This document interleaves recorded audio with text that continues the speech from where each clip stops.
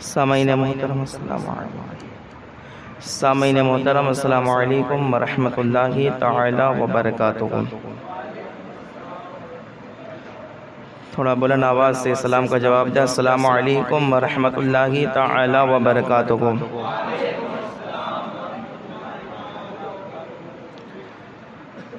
الحمدللہ الأحد والثناء لرب الصمد والصلاة والسلام على من كان نبيا وآدم بين الروح والجسد الذي سمي في الأرض بمحمد ونودي في السماء أذن مني يا أحمد وعلى آله وأصحابه على الأبد لا سيما ابنه الكريم الغوث الأعظم الجيلاني سيد الفرد والوطن۔ أما بعد، أعوذ بالله من الشيطان الرجيم، بسم الله الرحمن الرحيم۔ قال الله تبارك وتعالى في القرآن المجيد والفرقان الحميد: ولا تقولوا لمن يقتل في سبيل الله أموات بل أحياء ولكن لا تشعرون۔ آمنت بالله صدق الله المولانا العظيم وصدق رسوله النبي الأمين المعين المتين الكريم، ونحن على ذلك لمن الشاهدين والشاكرين والحامدين والذاكرين والحمد لله رب العالمين۔ عقیدت محبت کے ساتھ بارگاہ رسالت مآب صلی اللہ تعالی علیہ وسلم میں جم کا درود پاک پیش فرمائے۔ اللہ رب محمد صلی اللہ علیہ وسلم، نحن عباد محمد صلی اللہ علیہ وسلم، صلاۃ و سلام علیک یا رسول اللہ، صلاۃ و سلام علیک یا حبیب اللہ صلی اللہ تعالی علیہ وسلم۔ نبی اور آل نبی کی محبت میں پھر بلند آواز سے درود پاک پڑھیں۔ اللہ رب محمد صلی اللہ علیہ وسلم، نحن عباد محمد صلی اللہ علیہ وسلم، صلاۃ و سلام علیک یا رسول اللہ، صلاۃ و سلام علیک یا حبیب اللہ صلی اللہ تعالی علیہ وسلم۔ شاعر کہتا ہے کہ دوزخ میں جائے کیوں وہ جس کا حسین ہے۔ پیار سے بول دے سبحان اللہ۔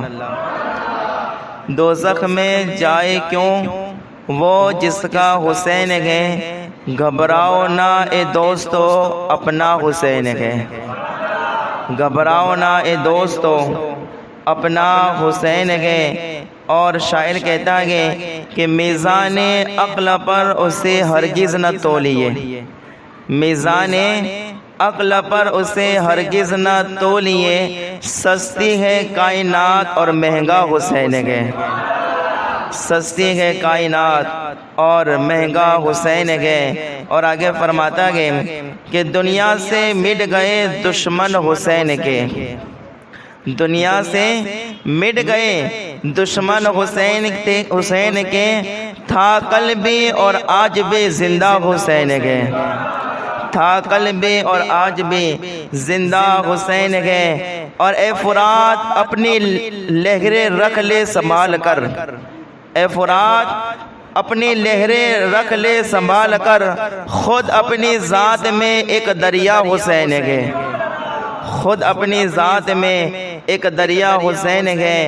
اور دیکھیں شاعر نے بڑا پیارا شعر کہا ہے، کہتا ہے کہ للکار کر شمر کو حور نے یہ دی صدا، للکار کر شمر کو حور نے یہ دی صدا، کوئی نہ اب یہ سمجھے کہ اکیلا حسین ہے، کوئی نہ اب یہ سمجھے کہ اکیلا حسین ہے۔ اور دیکھیں یہ شعر پر توجہ دیں گے کہ تو سمجھ میں آئے گا۔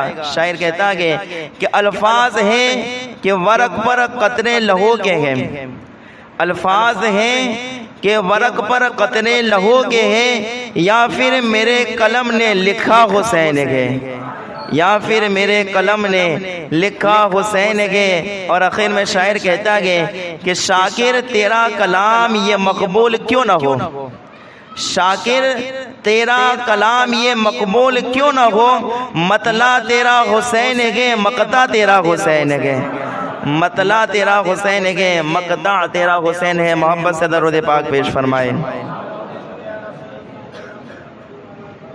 اللہ رب محمد صلی اللہ علیہ وسلم نقل بعد محمد صلی اللہ علیہ وسلم صلاۃ و سلام علیک یا رسول اللہ صلی اللہ تعالی علیہ وسلم.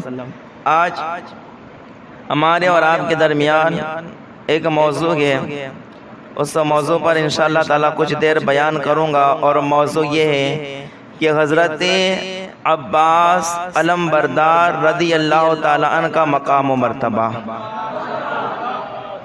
بڑا پیارا موضوع میں نے آج چنا گیا, انشاءاللہ تعالی تھوڑی دیر گفتگو کروں گا. جب تک حضرت فاطمہ الزہرا رضی اللہ تعالی عنہا حیات رہی, زندہ, اس وقت تک حضرت علی رضی اللہ تعالی عنہ نے دوسری شادی نہیں کی. جب تک حضرت فاطمہ الزہرا رضی اللہ تعالی عنہا بحیات تھی, اس وقت تک حضرت علی نے کوئی شادی نہیں کی. جب حضرت فاطمہ رضی اللہ تعالی عنہا کا وصال ہونے لگا, آپ پردہ فرمانے لگے, تو آپ نے حضرت علی کو بلایا اور فرمایا علی میرے بعد شادی کرو گے یا نہیں کرو گے؟ تو حضرت علی رضی اللہ تعالیٰ عنہ خاموش رہے, آپ نے کوئی جواب نہیں دیا. تو حضرت فاطمہ الزہرا رضی اللہ تعالی عنہا نے فرمایا علی میرے بعد تم شادی کر لینا. کیا کہا؟ میرے بعد تم شادی کر لینا. لیکن حضرت فاطمہ نے کہا کہ اے علی میری خواہش ہے ایک, میرے بعد میرے انتقال کے بعد وصال کے بعد شادی کر لینا, لیکن میری ایک خواہش ہے. حضرت علی نے کہا کیا خواہش ہے؟ ذرا توجہ کرنا, تو آپ کی آواز مجھ تک آنی چاہیے. حضرت فاطمہ نے کہا کہ اے علی میری خواہش یہ ہے کہ آپ میرے بعد جس سے بھی شادی کرے تو بہادر عورت کے ساتھ شادی کرنا. کیا کہا؟ بہادر عورت کے ساتھ شادی کرنا. تو حضرت علی نے کہا کہ اس کی کیا وجہ کہ بہادر عورت کے ساتھ شادی کرنے کی؟ تو اللہ اکبر, حضرت فاطمہ رضی اللہ تعالی عنہا کا جو جواب ہے اسے اپنے الفاظ میں بیان کرتا ہوں. حضرت فاطمہ نے کہا اے علی بہادر عورت کے ساتھ اس لیے شادی کرنا تاکہ پتہ چلے کہ علی کا خون کمزور نہیں ہوتا گے, تاکہ پتہ چلے کہ علی کا خون کمزور نہیں ہوتا گے. کہا کہ بہادر عورت کے ساتھ شادی کرنا تو بہادر لڑکا پیدا ہوگا, بہادر اولاد پیدا ہوگی, اور یہ اولاد میرے لختی جگر امام حسین کے لیے کربلا میں کام آئے گی, امام حسین کے لیے کربلا میں کام آئے گی. کہا بہادر عورت کے ساتھ شادی کرنا. جب حضرت فاطمہ رضی اللہ تعالی عنہا کا جب وصال ہوا, مولا کائنات نے شادی فرمائی. کس کے ساتھ؟ جس عورت کے ساتھ شادی کی اس عورت کا نام بھی فاطمہ تھا. عورت کا نام بھی کیا تھا؟ کلبیہ تھی, لیکن ان کا نام بھی فاطمہ تھا. جب آپ کے ساتھ شادی ہوئی تو حضرت فاطمہ نے پہلے دعا بھی کی تھی, اے اللہ حضرت علی جس کے ساتھ شادی کرے اسے لڑکے ہی عطا فرمانا, لڑکے ہی عطا فرمانا. جب حضرت علی نے شادی کی دوسری, ان کا نام بھی فاطمہ تھا. جب آپ سے شادی ہوئی پہلی گود سے لڑکا پیدا ہوا, دوسری گود سے بھی لڑکا پیدا ہوا, تیسری گود سے بھی لڑکا پیدا ہوا, پھر ایک لڑکا پیدا ہوتا گیا جس کا نام مولا کائنات عباس رکھتے گئے, مولا کائنات عباس نام رکھتے گئے. اور آپ فرماتے ہیں کہ میں نے میرے لڑکے کا نام عباس اس لیے رکھا گیا اس لیے کہ عباس کا معنی شیر ہوتا گیا. عباس کا معنی کیا ہوتا ہے؟ شیر ہوتا گئے. حضرت علی خود بھی شیر گئے, شیر نہیں بلکہ وہ تو شیروں کے شیر گئے, اور شیر کے گھر میں گیدڑ نہیں شیر ہی پیدا ہوا کرتا گیا, شیر ہی پیدا ہوا کرتا گیا. تو آپ نے اپنے شہزادے کا نام کیا رکھا؟ عباس رکھا. عباس رضی اللہ تعالی عنہ آپ کے شہزادے کا نام ہے, اور آپ کے والد کا نام مولا کائنات, آپ کے والدہ کا نام فاطمہ کلبیہ رضی اللہ تعالی عنہا. حضرت عباس رضی اللہ تعالی عنہ جب پیدا حضرت عباس علم بردار جب پیدا ہو، توجہ کرنا، تو آپ آنکھیں نہیں کھول رہے تھے. وہی واقعہ یاد آ گیا جو سیرت علی پر بیان کرتے گئے، واقعہ وہی یاد آ گیا. حضرت عباس یہ بھی مورخین نے یہ بھی بات لکھی گئے کہ جب حضرت عباس پیدا ہوئے تو آنکھیں نہیں کھول لگے گئے. کچھ وقت کے بعد جب امام حسین آتے گئے، امام حسین حضرت عباس علم بردار کو جب گود میں اٹھاتے گئے تو عباس علم بردار آنکھیں کھول دیتے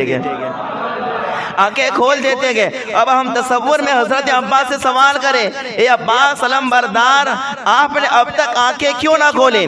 اور جب امام حسین آئے، جب ان کی گود میں تم گئے تو آپ نے آنکھیں کھول دی. تصور میں آپ جواب سنیں. حضرت عباس علم بردار جواب دیتے گئے کہ میرے والد مولائے کائنات علی شیر خدا کعبے میں پیدا ہوئے تھے لیکن آنکھیں نہیں کھولی تھی. پیدا کعبے میں ہوئے تھے، آنکھیں نہیں کھولی تھی. ان کی خواہش یہ تھی کہ علی اس وقت تک آنکھیں نہیں کھولے گا جب تک سامنے مصطفیٰ کا چہرہ نہیں ہوگا. جب تک مصطفیٰ کا چہرہ سامنے نہیں ہوگا وہاں تک آنکھیں نہیں کھولے گا. حضرت عباس علم بردار جواب دیتے گئے کہ میرے والد کی خواہش تھی کہ سب سے پہلے چہرہ دیکھے تو حضور کا چہرہ دیکھے، اور یہ علی کا شہزادہ ہے، اس کی خواہش یہ ہے کہ سب سے پہلے چہرہ دیکھے تو نواسۂ رسول کا چہرہ دیکھے، نواسۂ رسول کا چہرہ دیکھے. اس لیے آپ نے آنکھیں نہیں کھولی. امام حسین نے اٹھایا، آپ نے آنکھیں کھول لی. اور حضرت عباس علم بردار نے جو سب سے پہلا چہرہ جس کا دیکھا ہے وہ نواسۂ رسول کا چہرہ دیکھا ہے. وہ چہرہ دیکھا ہے جس چہرے کو دیکھنے کے لیے نبی بھی مشتاق ہوتے گئے. وہ چہرہ سب سے پہلے آپ نے دیکھا. اور حضرت عباس علم بردار رضی اللہ تعالیٰ عنہ آپ نے چونکہ مولائے کائنات کے پاس علم حاصل کیا گیا. علم کس کے پاس حاصل کیا؟ حضرت علی کے پاس. ذرا سوچیں حضرت علی کے علم کا کیا حال ہے، مولا کائنات کے علم کا کیا حال ہے. حضرت علی وہ ہے جو منبر پر بیٹھ کر کہتے گئے کہ جس میں جو ہمت ہو، جو سوال کرنا ہو کرے، یہ شیر خدا یہیں بیٹھ کے سارے سوالوں کے جواب دے دیں گے. جن کے علم کا یہ حال ہے کہ حضور صلی اللہ علیہ وسلم نے جن کے علم کی شان کو بیان کی ہے تو اللہ ان کے پاس آپ نے علم حاصل کیا. امام حسین رضی اللہ تعالیٰ عنہ کے پاس آپ نے علم حاصل کیا. اور آپ دیکھیں حضرت عباس علم بردار رضی اللہ تعالیٰ عنہ، آپ کے بہت سارے القابات ہیں لیکن 2-3 القابات میں آپ کو سنا دیتا ہوں. ایک آپ کا ایک لقب یہ ہے کہ سقائے اہل بیت. کیا لقب ہے؟ لقب یاد رکھے، کام آئے، کام نہیں بلکہ یہ فائدہ دے گا آپ کو. جب یہ لقب یاد کرو گے آپ کے رزق میں بھی برکت ہوگی، عمر میں بھی برکت ہوگی اور گھر میں بھی برکت ہوگی انشاءاللہ تعالی. تو یہ ایک لقب کیا ہے؟ سقائے اہل بیت. سقائے اہل بیت کیا مطلب ہوتا ہے؟ سقا کا معنی ہوتا ہے پانی پلانے والا.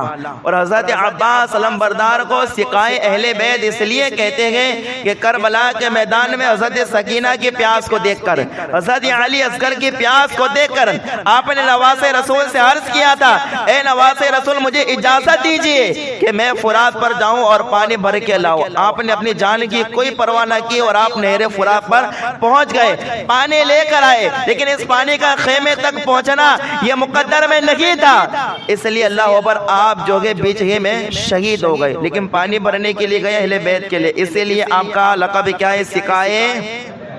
پیار سے بولے سقائے اہل بیت. اور ایک دوسرا لقب آپ کا ہے وہ ہے قمر بنو ہاشم. کیا لقب ہے؟ قمر بنو ہاشم. قمر کا معنی کیا ہوتا ہے؟ قمر کا معنی ہوتا ہے چاند. اور چاند کالا ہوتا ہے، خوبصورت ہوتا ہے، خوبصورت ہوتا ہے نا، اس لیے آپ کو قمر بنو ہاشم کہتے گئے. یعنی بنو ہاشم کا چاند آپ اتنے زیادہ خوبصورت تھے، اسی وجہ سے آپ کو قمر بنو ہاشم کہا جاتا ہے، یعنی بنو ہاشم کا چاند کہا جاتا ہے. اس طرح سے اور بھی بے شمار اور بہت زیادہ القابات آپ کے موجود ہیں. حضرت عباس علم بردار رضی اللہ تعالیٰ عنہ آپ کی خصوصیات میں سے اور آپ کی صفات میں سے ایک خصوصیت یہ ہے کہ حضرت عباس علم بردار جو ہے بہت زیادہ بہادر تھے. کیا تھے؟ پیار سے بولے کیا تھے؟ بہادر تھے حضرت عباس علم بردار، بہت زیادہ بہادر. آپ کی بہادری کا یہ حال ہے کہ آپ نے 12 سال کی عمر میں پہلی جنگ کی تھی. کتنے سال کی عمر میں؟ جب لوگوں کو برابر کام کی سوجتی بھی نہیں جس عمر کے اندر، اس عمر میں اللہ اکبر اولاد علی جنگ کے لیے تیار ہو جاتے ہیں. 12 سال کی عمر میں پہلی جنگ کی تھی. ایک جنگ ایسی ہوئی تھی کہ مولا کائنات اپنے سارے شہزادوں کو لے کر، گھر والوں کو لے کر حاضر آئے تھے، اور سامنے ہزاروں کا لشکر تھا، ہزاروں کا کرو فر کے ساتھ ہزاروں کا لشکر سامنے تھا. حضرت مولا کائنات رضی اللہ تعالیٰ عنہ نے اپنے شہزادوں کی طرف 18 آپ کے کم و بیش 18 شہزادے، کتنے؟ 18 اولاد تھی آپ کی. تو اللہ اکبر آپ نے اپنے شہزادوں کی طرف دیکھا. اب ذرا جملہ سننا کہ اگر آپ سبحان اللہ بولے تو مجھے مزہ آ جائے گا. پہلے بول دے سبحان اللہ، اور پیار سے بول دے سبحان اللہ.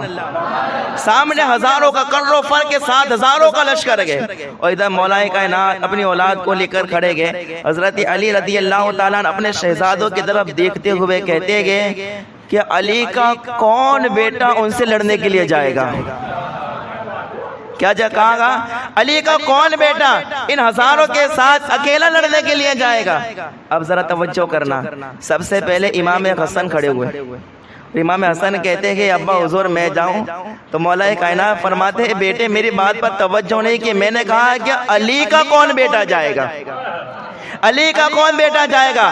آپ نے فرمایا کہ بیٹے حسن اگرچہ تم میری پشت سے ہو لیکن اولاد نبی کی ہو. اولاد کسی کی ہو؟ اولاد نبی کی ہو. اس لیے کہ قرآن نے بھی اپنا انا کہا گئے. میں نے یہ کہا ہے کہ علی کا کون بیٹا ان لوگوں کے ساتھ جنگ کرنے کے لیے جائے گا؟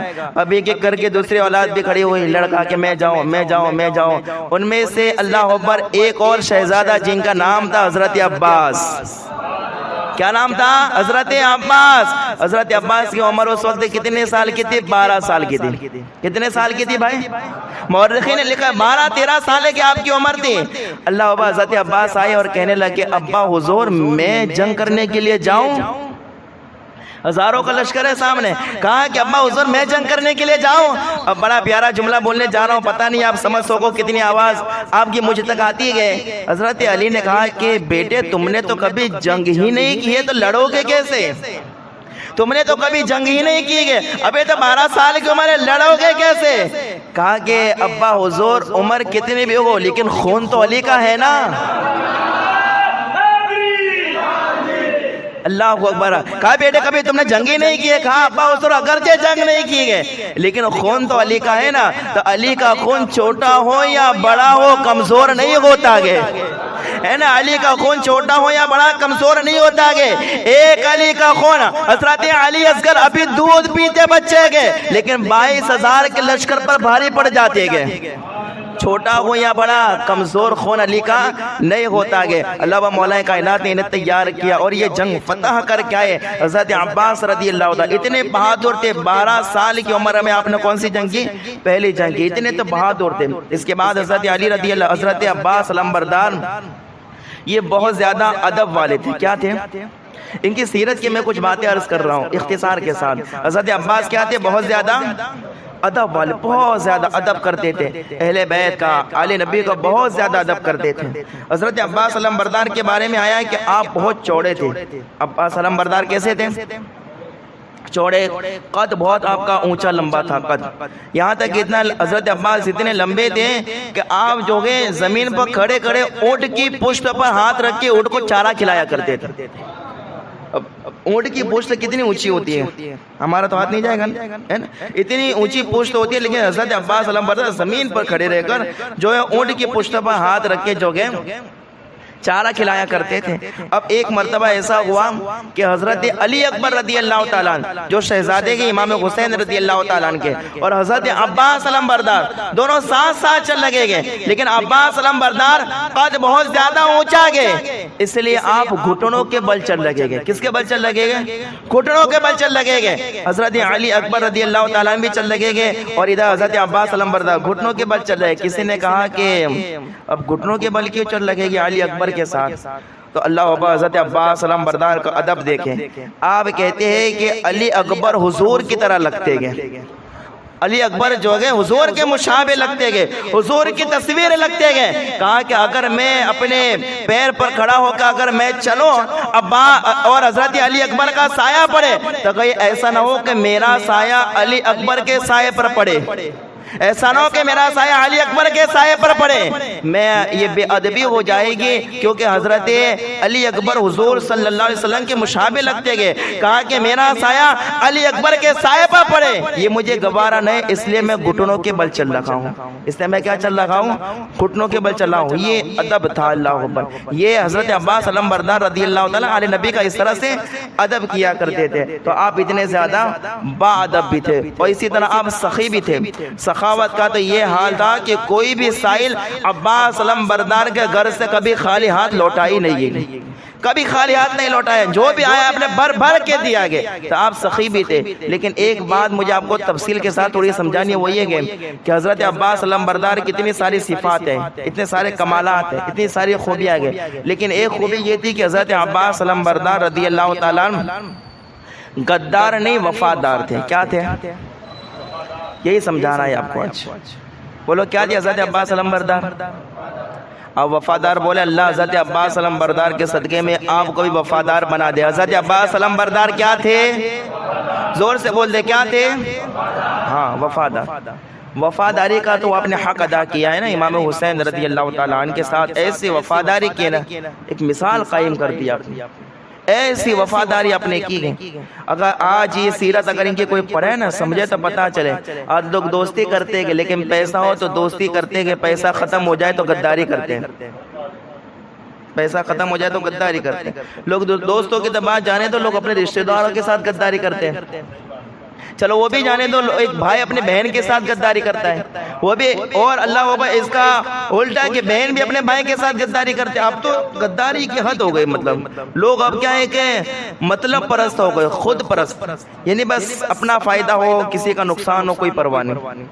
بس کسی سے وفاداری، اب تو وفاداری کا نام و نشان ہی نہیں. وفاداری کسے کہتے ہیں؟ اب یہ نام و نشان ہی مٹ گیا. لوگ اب مطلب کے لیے سامنے بھی آتے ہیں، مطلب کے لیے حال چال بھی پوچھتے ہیں. سمجھ آئی؟ غریبوں کو کوئی پوچھنے نہیں جاتا کہ آپ کی طبیعت کیسی ہے. لیکن کوئی مالدار آدمی بیمار ہو جائے تو اللہ اوپر ایک کیا ہے، ایک مزدور کی طرح بلکہ ایک ملازم کی طرح بالکل ہاتھ دبا کے بغل کے اندر ان سے پوچھنے کے لیے جاتا ہے آپ کیسے ہیں، اچھے ہیں نا. اور غریب بیچارہ مر رہا ہو تب بھی پوچھنے نہیں جاتا. حالات تو یہ ہو گئے، اب تو یہ آنکھوں دیکھا تجربہ ہے کہ اللہ کو اوپر دیکھا جائے کہ اگر کوئی مالدار کے گھر میں سے کسی کا انتقال ہوتا ہے تو مسجد کھچا کھچ بھر جاتی ہے، اور پتہ چلتا ہے زیارت کے اندر کہ لگتا ہے کوئی مالدار آدمی کے گھر میں سے کوئی مرا یا مالدار آدمی کی مرا ہے. اور غریب کے یہاں ہو تو دیکھو تو بلانے پر بھی لوگ نہیں آتے پڑھنے، بلانے پر بھی نہیں آتے. پتہ چل جاتا ہے کوئی غریب مرا گیا. یہاں وفاداری کا کوئی سلوک ہی نہیں ہے کہ کس سے وفا کرنا، کہ وفاداری کیا چیز ہے. اب یہ تو نام و نشان، لوگ مطلب پرست ہو گئے، خود پرست ہو گئے. لیکن اللہ اکبر، حضرت عباس علم بردار کی سیرت پڑھے آپ کہ کس طرح سے وفاداری کا حق ادا کیا ہے. حضرت عباس علم بردار رضی اللہ تعالیٰ عنہ، آپ کو پتہ ہے کہ عاشورہ کی رات کتنی زبردست رات تھی وہ، کیونکہ یہ عاشورہ کی رات اور صبح میں سب کو پتہ ہے کہ ہم کو شہید کر دیا جائے گا. امام حسین کو پتہ ہے شہید کر دیا جائے گا. سامنے 22,000 کا لشکر ہے، اور یہ کتنے تھے ادھر؟ کدھرے تھے بولو؟ 72 تھے. اور سامنے کتنے تھے؟ 22,000. اب کسی کو پتہ ہو کہ صبح میں سامنے والے مجھے مار دیں گے تو رات کو آدمی پلان بنا کے بھاگے گا کہ نہیں بھاگے گا؟ بولو بھاگے گا نا، کہ بھائی صبح میں مجھے مار دیا جائے گا، قتل کر دیا جائے، چلو میں چھپ چھپا کے بھاگ جاتا ہوں. یہی لوگوں کا حال رہے گا. لیکن اللہ اکبر، اس عاشورہ کی رات کو صبح میں 22,000 کے سامنے کھڑے ہونا گے. اور اس سے پہلے والی رات ہے عاشورہ کی رات، امام حسین رضی اللہ تعالیٰ عنہ کھڑے ہوتے ہیں اور تقریر کرتے ہیں. وفاداری دیکھنا ذرا حضرت عباس علم بردار کی، اور قربان جائے ایسی اگر وفاداری آج لوگوں میں آ جائے تو میرا خیال ہے لوگوں کے درمیان سے عداوت ختم ہو جائے گی، دشمنیاں ختم ہو جائے گی، محبتیں پیدا ہوگی اور محبتوں کی فضا ہوگی. لیکن یہ کوئی سیرت تو پڑھے، اس کا عمل بھی تو کرے. سیرت پڑھنا سننا اس سے کوئی مطلب نہیں، عمل بھی تو ہونا چاہیے، عمل بھی تو ہونا چاہیے. اب حضرت امام حسین رضی اللہ تعالیٰ عنہ کھڑے ہوئے اور اعلان کرتے گئے کہ دیکھو میں اللہ تعالیٰ کا شکر بجا لاتا ہوں اور نبی کریم صلی اللہ علیہ وسلم پر درود پڑھتا ہوں. اس کے بعد امام حسین رضی اللہ تعالیٰ عنہ نے تقریر کے دیکھو میرے دوستوں کی طرح کوئی دوست نہیں، اور میرے خاندان کی طرح کوئی خاندان نہیں، میرے دوستوں کی طرح کوئی دوست نہیں، میرے خاندان کی طرح کوئی خاندان نہیں، سب نے بہت اچھا میرے ساتھ سلوک کیا گیا، یہاں تک آئے امام حسین فرماتے دیکھو یہ رات کا اندھیرا ہو گیا، کوئی دیکھنے والا نہیں کہ کون کہاں جا رہا ہے، کون بھاگا، کون موجود ہے، کوئی نہیں دیکھے گا، دیکھو یہ کام کرو، دیکھو تم لوگوں نے بڑی دوستی نبھائی، بڑے وعدے نبھائے، لیکن دیکھو یزید میرے خون کے دشمن ہیں، وہ صبح میں مجھے شہید کر دیں گے اور مجھ پر ظلم کریں گے، وہ میرے خون کے پیاسے گے، اب میں تمہیں اجازت دیتا ہوں کہ جس کو جانا ہو چلے جائے، کوئی الزام اس کے اوپر نہیں۔ اعلان کیا ہے جس کو جانا ہو چلا جائے، کوئی الزام نہیں، کوئی پکڑ نہیں ہوگی کسی کی، جس کو جانا ہو چلا جائے، رات کا اندھیرا کوئی نہیں دیکھے گا۔ یہ امام حسین نے تقریر کی، کوئی اور ہوتا تو چلا جاتا کہ نہیں چلا جاتا؟ بھائی صبح میں مرنا ہے، زندگی اتنی پیاری کہ کون مرے، اور یزیدیوں کے ہاتھ سے کون قتل ہو، نہیں بھاگ جائیں گے، لیکن اللہ پر قربان جائے، وفاداری حضرت عباس علم بردار کی وفاداری پر قربان جائے۔ جب امام حسین نے یہ تقریر کی، سب سے پہلے حضرت عباس علم بردار کھڑے ہوتے گئے اور کہتے گئے اے نواز رسول، ہم آپ کو چھوڑ کر بھاگ جائیں، ان یزیدیوں سے ڈر کر بھاگ جائیں؟ اللہ کو پر حضرت عباس علم بردار کھڑے ہوتے گئے اور کہتے ہیں نواز رسول، ہماری یہ وفاداری کو یاد رکھے، ہم جیئیں گے تو آپ کے ساتھ جیئیں گے اور مریں گے تو آپ کے ساتھ مریں گے، جیئیں گے تو آپ کے ساتھ، مریں گے تو آپ کے ساتھ۔ اللہ اکبر، ہم کبھی بھی آپ کا ساتھ چھوڑ کے نہیں جا سکتے گے۔ یہ وفاداری پتہ ہے کہ صبح میں شہید ہونا گے، لیکن یہ وفاداری کا حق ادا کیا گئے، ایسے سخت حالات میں بھی امام حسین کے ساتھ غداری نہیں کیا، امام حسین کا کیا دیا گیا؟ ساتھ دیا گیا۔ یہ اللہ اکبر آپ کی سیرت بتا رکھی گئے کہ اگر کوئی اپنے آپ کو اہل بیت سے محبت کرنے والا کہتا گیا تو اسے چاہیے کہ وہ کسی سے غداری نہ کرے، بلکہ کیا کرے؟ بولو کیا کرے؟ وفاداری کرے، غداری نہ کرے۔ یہ غدار اللہ کو بھائی، یہ غداری لوگوں کو ہلاکت میں ڈال دیتی ہے۔ وفاداری کریے حضرت عباس علم بردار رضی اللہ تعالیٰ، بلکہ آپ قربان جائیں حضرت عباس علم بردار رضی اللہ تعالیٰ ان کی جو وفاداری، آپ قربان جائیں کہ کربلا کے اندر ادھر 22,000 کا لشکر کھڑا ہے، ادھر 72 لوگ ہیں، ان میں عورتیں بھی ہیں، بچے بھی ہیں، سب ہیں۔ اب اتنے کے اندر شمر لین جو بدبخت تھا نا، وہ عبیداللہ ابن زیاد کے پاس سے خط لے کر آ رہا تھا عمرو بن سعد کے پاس کہ ہمیں اب کیا کرنا ہے، آمنے سامنے تو ہو گئی، اب کیا کرنا ہے؟ تو شمر لین یہ خط لے کر آ رہا تھا۔ اب جب آ رہا تھا تو اتنے میں ابن زیاد نے خط لکھ کر دیا اور کہا کہ اے شمر، جا کے یہ عمرو بن سعد کو یہ خط دے دینا۔ اب اسی جگہ پر ام البنین حضرت فاطمہ، جن کے بیٹے گے حضرت عباس، ان کے 4 بیٹے تھے۔ ام البنین کے کتنے بیٹے تھے؟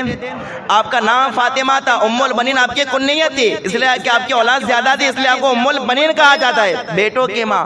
تو اللہ کو اوپر ایک ان کا بھتیجا وہاں تھا، عبداللہ نام کا بھتیجا تھا۔ تو اس نے ابن زیاد سے کہا اے ابن زیاد، کربلا کے اندر امام حسین کے ساتھ جو کہ وہ ام البنین کے بیٹے بھی موجود ہیں، جو ہمارے خاندان کی، ان کے بیٹے وہاں موجود ہیں، اے ابن زیاد ان کے لیے امان نامہ لکھ دے کہ کوئی یزیدی انہیں تکلیف نہ پہنچائے، کوئی یزیدی انہیں کیا کہے؟ تکلیف نہ پہنچائے، ایسا امان نامہ لکھ دے۔ ابن زیاد نے امان نامہ لکھ دیا کہ حضرت عباس علم بردار، حضرت عثمان، اسی طرح حضرت جعفر، حضرت عبداللہ، ان 4 لوگوں کے لیے امان گئے، ان کو کوئی نقصان نہیں پہنچائے گا، کوئی یزیدی ان کے اوپر حملہ نہیں کرے گا۔ اب جو کہ اس کے بعد وہ عبداللہ نے جو ام البنین کے بھتیجے تھے، وہ خط لیا، لینے کے بعد اپنے غلام کو کہا کہ جا اور یہ خط دے کر آ عباس کو، حضرت عباس کو یہ خط دے کر آ کہ کوئی یزیدی آپ کو نقصان نہیں پہنچائے گا۔ ذرا قربان چاہیے، وہ خط لے کر آیا، حضرت عباس کو دیا، حضرت عباس نے پڑھا تو حضرت عباس کہتے گئے کہ اللہ اکبر، جنہوں نے یہ ہمارے لیے امان نامہ لکھ کے بھجوایا گئے ان کو ہمارا سلام ہو کہ اللہ اکبر انہوں نے یہ لکھوا کر بھجوایا۔ لیکن اللہ اکبر، حضرت عباس علم بردار 22,000 کا لشکر سامنے گئے، خط گئے اور خط میں لکھا ہو تمہارے لیے امان گئے، تو یہ خط رکھ لیتے، وہ یزیدیوں کو بتا دیتے کہ دیکھو یزیدیوں، ہم پر کوئی ظلم نہ کرنا، ہمارے لیے ابن زیاد نے یہ امان نامہ لکھ کے بھیجا گئے، یہ کہہ سکتے تھے نا، لیکن اللہ اکبر، حضرت عباس علم بردار کھڑے ہوئے اور کھڑے ہونے کے بعد کہتے کہ جنہوں نے لکھوا کر بھجوایا گئے ان کو تو ہمارا سلام کو، ہمیں اس امان کی کوئی ضرورت نہیں ہے، ہم نے امام حسین کے ساتھ وفاداری کی قسم کھائی گے، اگر رہیں گے تو امام حسین کے ساتھ رہیں گے اور جائیں گے تو امام حسین کے ساتھ جائیں گے۔ ساتھ نہیں چھوڑیں گے۔ یہ دیکھو امان نامے آ رہے ہیں دشمنوں کی طرف سے، لیکن امان نامہ قبول نہیں کر رہے۔ کہا کہ اگر امام حسین کی محبت میں ہم پر تیر چلے تو تیر کھا لیں گے، امام حسین کی محبت میں تلواریں آئے تو تلواریں کھا لیں گے، لیکن حسین ابن علی کا ساتھ چھوڑ دے یہ نہیں ہو سکتا، یہ نہیں ہو سکتا۔ بلکہ شمر لعین خود، شمر اتنا بدبخت، اتنا زبردست یہ یزیدی تھا، اتنا خطرناک، وہ خود آ کے کہتا ہے حضرت عباس علمبردار کو کہ دیکھو میں بھی جو ہے ام البنین کے خاندان کا ہوں، وہ بھی ام البنین کے خاندان کا تھا، یعنی جو حضرت عباس علمبردار کی جو والدہ تھی انہی کے خاندان کا تھا یہ شمر لعین بھی۔ تو شمر لعین کہتا ہے کہ دیکھو تم جو ہے میری بہن کے خاندان سے ہو، ام البنین کے خاندان سے ہو، میں بھی اسی خاندان سے ہوں، میں تم لوگوں کو یہ کہتا ہوں کہ تمہارے لیے امان ہے، تمہیں کچھ بھی نہیں کیا جائے گا، تمہارے لیے امان ہے۔ اب جب یہ شمر لعین خود کہنے کے لیے آیا، جو پکا دشمن تھا، جس نے یہ جنگ کروائی تھی، جس نے یہ جنگ چھیڑی تھی، وہ اتنا پکا یزیدی تھا، وہ خود حضرت عباس علمبردار سے کہتا ہے کہ دیکھو میں تمہیں امان دیتا ہوں، کچھ بھی نہیں ہوگا تمہیں۔ حضرت عباس علمبردار جوش میں آتے گئے اور اللہ اکبر آپ فرماتے گئے تیری امان تجھے مبارک ہو، تجھ پر اللہ کی بھی لعنت ہو، تجھ پر رسول اللہ کی بھی لعنت ہو، تمام لوگوں کی لعنت ہو، تو مجھے امان دے رکھا گے اور حسین ابن علی کے لیے کوئی بھی امان نہیں گے۔ کہا ایسی امان کہ ہمیں کوئی ضرورت نہیں ہے، کہا کہ بس ہم حسین ابن علی کے ساتھ کھڑے ہیں تو کھڑے رہیں گے، اب اس سے ہمیں کوئی فکر نہیں ہے، ہمارے ساتھ کیا ہوگا کوئی فکر نہیں ہے، تیری امان تو تیرے پاس رکھ، تیرے امان کی مجھے کوئی ضرورت نہیں ہے۔ ایسے سخت حالات میں بھی کہ پتہ ہے شہید کر دیے جائیں گے، لیکن پھر بھی آپ نے وفاداری کا یہ حق ادا کیا، امام حسین رضی اللہ تعالیٰ عنہ کا ساتھ نہیں چھوڑا، بلکہ اللہ با وفاداری کا تو یہ حال تھا کہ حضرت سکینہ کو جب پیاس لگ، حضرت سکینہ جب پیاس سے اللہ اکبر جب سختی نے پیاس لگی، حضرت علی اصغر کا جب حلق سوکھ گیا تو حضرت عباس علمبردار نے وفاداری کا یہ حق ادا کیا۔ ایسا حق کوئی ادا کر سکتا ہے کہ آپ امام حسین سے اجازت لے کر گھوڑا لے کے نکل گئے، اتنے سارے یزیدی موجود ہیں، آپ جب نہر فرات پر پہنچ گئے نا، نہر فرات پر، تو آپ جو گھوڑے سے اتر کر آپ نے چلوں میں ایک پانی بھرا۔ مورخین لکھتے ہیں وفاداری ہو تو ایسی ہو، وفاداری ہو تو ایسی ہو جیسے حضرت عباس علمبردار کی، چلوں میں پانی لیا، آپ نے منہ کے قریب کیا تو آپ کو پیاس یاد آ گئی حضرت سکینہ کی، حضرت علی اصغر کی پیاس یاد آ گئی، آپ نے پانی کو چھوڑ دیا اور کہا کہ نبی کا خاندان پیاسا رہے اور میں پانی پیوں، نبی کا خاندان پیاسا رہے اور میں پانی پہ یوں نہیں ہو سکتا۔ یہ آپ نے پانی ڈال دیا، مشکیزہ بھرا اور آپ نے جو ہے اپنے کندھے پر لٹکایا، آپ نکل پڑے، لیکن یہ پانی خیمے تک پہنچی، اللہ کو منظور نہیں تھا۔ اللہ ابا آپ یزیدیوں کے ساتھ لڑتے رہ گئے، آپ کا ایک بازو بھی کاٹ دیا گیا۔ حضرت عباس علمبردار نے وہ مشکیزہ لے کے اپنے داہنے ہاتھ میں لٹکایا، ایک نے ایسا تلوار کا وار کیا کہ آپ کا داہنا بازو بھی کٹ گیا۔ اللہ اکبر، پھر حضرت عباس علمبردار نے وہ مشکیزہ اپنے جوگے منہ میں لے لیا اور آپ لے کے آگے چلنے لگے۔ ایک یزیدی نے ایسا حملہ کیا، تیر مارا کہ وہ پانی بھی زمین پر آ گیا۔ اب کوئی آس نہ رہی، چاروں طرف سے یزیدیوں نے گھیر لیا اور آپ کو شہید کر دیا۔ اللہ کو اکبر، لیکن ایسے سخت حالات میں بھی اگر کسی نے وفاداری نبھائی ہے تو وہ ذات حضرت عباس علمبردار کی گئی۔ بازو کو کٹوانا گوارا کر لیا، دونوں بازو کو کٹوانا گوارا کر لیا، شہید ہو جانا گوارا کر لیا، لیکن امام حسین کے ساتھ غداری کرنا گوارا نہیں کیا۔ یہ ہے کہ حضرت عباس علمبردار کی شان، یہ ہے آپ کی زندگی کا ایک درس کہ کبھی کسی کے ساتھ غداری نہیں کرنی ہے، محبت کرنی ہے، وفاداری کرو۔ اہل بیت نے ہمیں یہ درس دیا ہے، وفادار بنو، غدار نہ بنو۔ اسی لیے ہم جو کہ اپنے آپ کو بریلوی کہتے گئے، اسی لیے ہم اپنے آپ کو اعلیٰ حضرت والا کہتے گئے، اس لیے کہ اعلیٰ حضرت نے ہمیں غدار نہیں، اعلیٰ حضرت نے ہمیں حضور کا اور حضور کے آل سے محبت کرنے والا بنایا، غدار نہیں بنایا، وفادار بنایا گیا۔ اللہ وبت یاد رکھیے حضرت عباس علمبردار رضی اللہ تعالیٰ عنہ کی سیرت پاک کے کچھ باتیں میں نے آپ کے سامنے رکھی، بس دعا کرے کہ اللہ تبارک و تعالیٰ کہنے سننے سے زیادہ اس پر عمل کرنے کی توفیق عطا فرمائے، اور حضرت عباس رضی اللہ تعالیٰ عنہ کی جو سیرت پڑھی کہ اللہ تبارک و تعالیٰ اسی کے مطابق زندگی گزارنے کی توفیق عطا فرمائے۔ بولنے سننے میں کوئی غلطی ہو اللہ اپنے فضل و کرم سے معاف فرمائے۔ استغفر اللہ ربی من کل ذنب واتوب الیہ، وآخر دعوانا الحمدللہ رب العالمین۔ اقرأوا الفاتحہ۔